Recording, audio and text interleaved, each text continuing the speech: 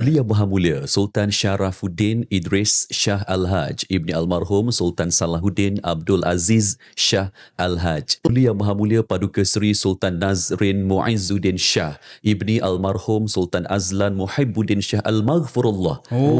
Ayahanda baginda dulu Sultan Yusuf Izzuddin Shah Al-Ghafarullahullah. Tapi kelebihan Syarif ni dia sebut nama Sultan semua dia tahu. Smooth kan? Semua jangan sebut dia. Cuba sebut satu ni. Boleh boleh tebuh. Dia kan tebuh. Dia macam tapi boleh tebuh. Tafiz ke? Tebuh.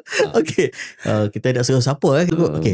Sultan Selangor boleh? Sultan Selangor Sultan Selangor antara yang paling best lah kan. Dulu Yang Maha Mulia Sultan Sharafuddin Idris Shah Al-Haj Ibni Almarhum Sultan Salahuddin Abdul Aziz Shah Al-Haj. Kami kalau tu dia nak kena sebut dengan Makhraj. Terasa dah macam level lain hari ni. Tapi yang paling mencabar sikit Sultan Perak kan. Sultan Perak. Dulu Yang Maha Mulia Paduka Seri Sultan Nazrin Muizzuddin Shah Ibni Almarhum Sultan Azlan Muhibbuddin Shah Al-Maghfurullah. Ayahanda baginda dulu Sultan Yusuf Izzuddin Shah Al-Ghafarullahullah. So dia punya sebutan raja ni saya suka sebut kalau siapa-siapa nak jadi MC kan. Kadang-kadang ada depan mata pun lain tu, tapi kalau tak pernah sebut dia nak dapat pause dia bukan dia boleh macam hal seperti tongue twister tadi. Dia tak jadi.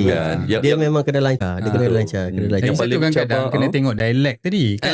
Dialek Arab lain. Kadang-kadang kita nak macam simulate Arabic tu, tapi dia jadi lain. Betul. Maksudnya yang Terengganu pun panjang juga Terengganu ke bawah Duli Yang Maha Mulia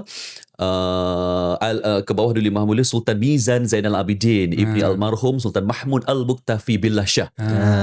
Tapi yang paling saya hafal, yang paling saya mencabar dulu masa Sultan Pahang lah. Masa Sultan Pahang sebagai Yang di-Pertuan Agong.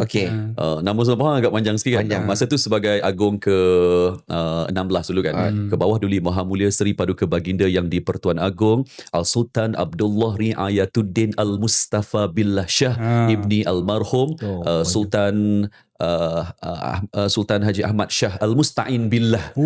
Dengan permaisuri pula ke bawah Duli Yang Maha Mulia Seri Paduka Baginda Raja Permaisuri Agong Tunku Hajah Azizah Aminah Maimunah Iskandaria binti Almarhum Al-Mutawakkil 'ala Allah Sultan Iskandar Al-Haj. Ampun tuanku. Agak mencabar sikit lah. Payah. Dia tebuk kita. Aku gagal lah.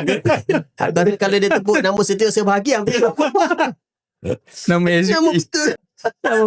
SUP tak lepas. Tapi betul lah, sebagai pengacara ni memang itulah